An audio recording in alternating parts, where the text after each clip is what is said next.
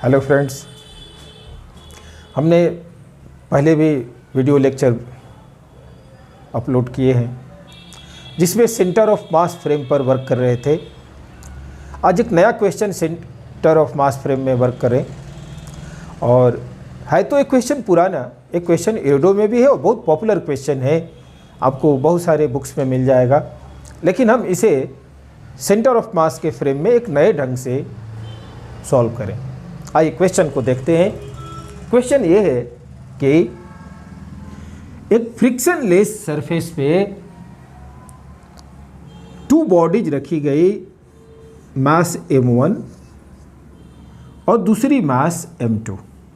ये two bodies है, m1 and m2। नीचे का सरफेस बिल्कुल फ्रिक्शन लेस है, स्मूथ है, और इन दोनों को एक रिलैक्स्ड मासलेस स्प्रिंग से कनेक्ट कर दिया गया।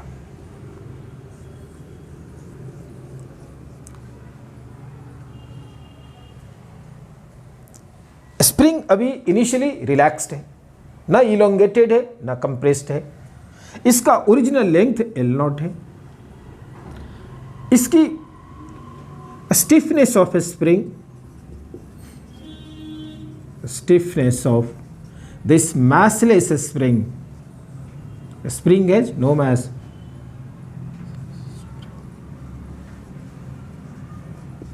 K है ना, K। स्प्रिंग का अपना कोई मास नहीं, ठीक है। इनिशियली पूरी सिस्टम रेस्ट में है, स्प्रिंग भी रिलैक्स्ड है, मासलेस है, और इस पर t = 0 पर एक राइट वार्ड m2 पर ए फोर्स कांस्टेंट अप्लाई किया गया।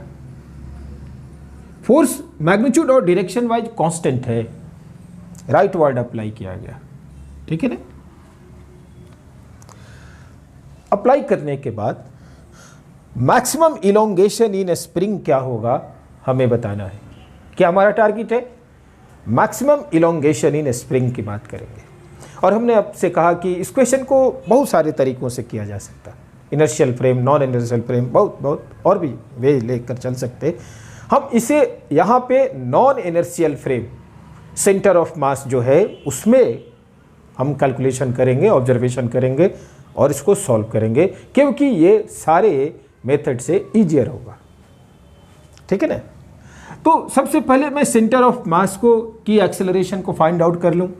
आप जानते acceleration of centre of mass क्या होता है? Net force upon total mass. Net force मतलब एक्सटर्नल फोर्स, इंटरनल फोर्सेज का सम तो होता ही 0 है सिस्टम के लिए। तो F एक्सटर्नल, ये अप्लाइड फोर्स F है जो राइट वर्ड दिख रहा, तो this F upon m1 plus m2 है ना, और ये राइट डायरेक्शन में होगा, राइट वर्ड है ना, ठीक है।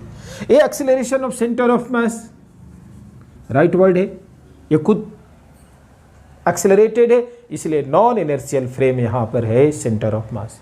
पिछले क्वेश्चंस में इनर्शियल फ्रेम हुआ करता था, नेट फोर्स 0 था ना, इसमें तो नेट फोर्स 0 नहीं है, इसलिए ऐसे अगर मैं सेंटर ऑफ मास पे बैठ करके, यानी ऑब्जर्वर सेंटर ऑफ मास पर बैठ करके m1 को देखे तो उस पर एक सूडो फोर्स लेफ्ट वर्ड लगेगा, सूडो फोर्स।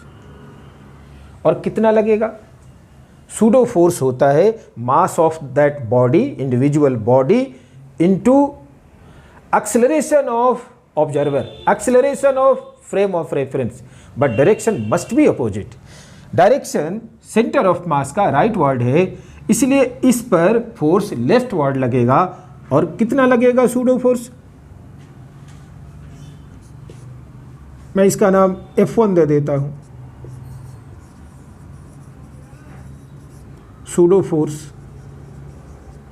ऑन m1 ना, m1 that's equals to m1 ACM, ACM is F upon m1 plus m2, left की तरफ है ना।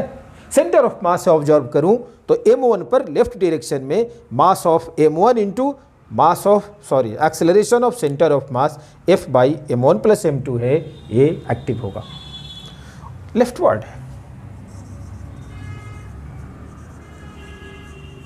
जाहिर सी बात है, इस फ्रेम में अगर फोर्स इधर लग रहा लेफ्ट की तरफ, तो डिस्प्लेसमेंट भी लेफ्ट की तरफ अभी होगा, क्योंकि इनिशियल वेलोसिटी तो 0 थी सेंटर ऑफ मास के फ्रेम में भी और वैसे ग्राउंड के फ्रेम में भी स्टार्टिंग में, है ना। तो लेफ्टवर्ड डिस्प्लेसमेंट होगा।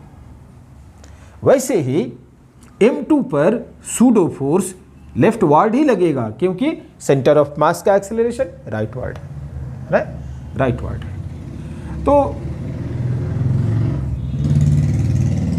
मैं लिख दूं सूडो फोर्स ऑन m2 होगा m2 F by m1 plus m2 left word लगेगा, है ना। लेकिन ध्यान रखिए m2 पर दो फोर्स है, एक एक्सटर्नल फोर्स ये F राइट डायरेक्शन में और ये लेफ्ट डायरेक्शन में, है ना, ठीक है। तो हम ऐसे कह सकते कि नेट फोर्स ऑन m2 क्या होगा,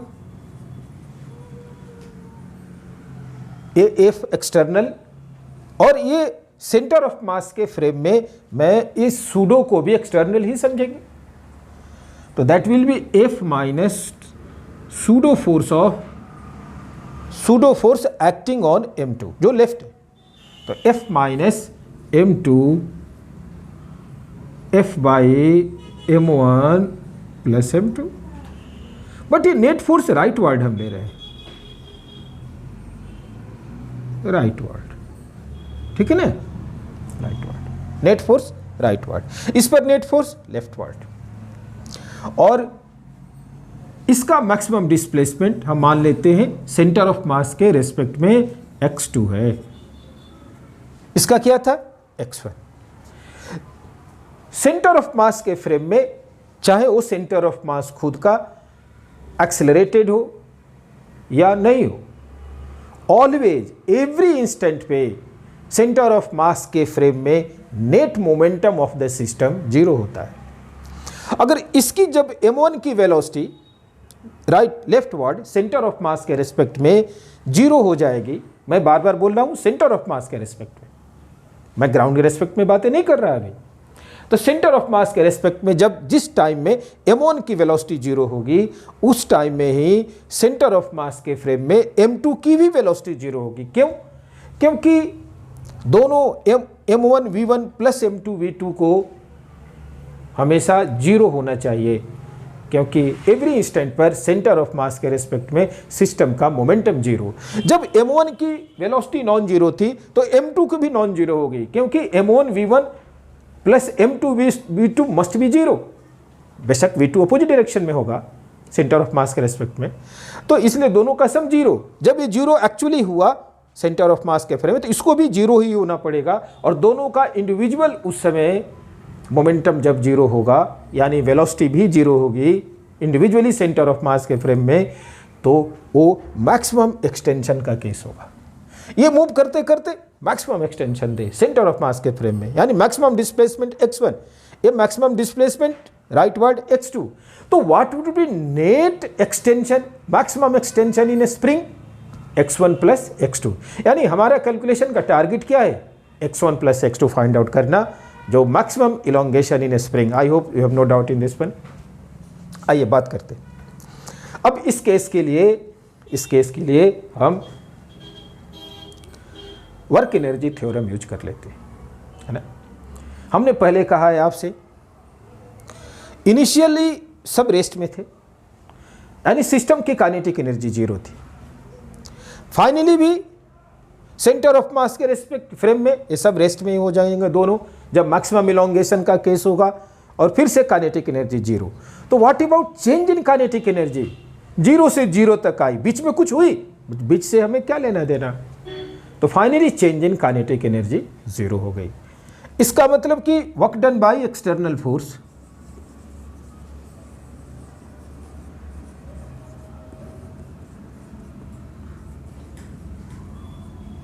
ऑन ए सिस्टम क्या होता है? होता है change in kinetic energy plus change in potential energy.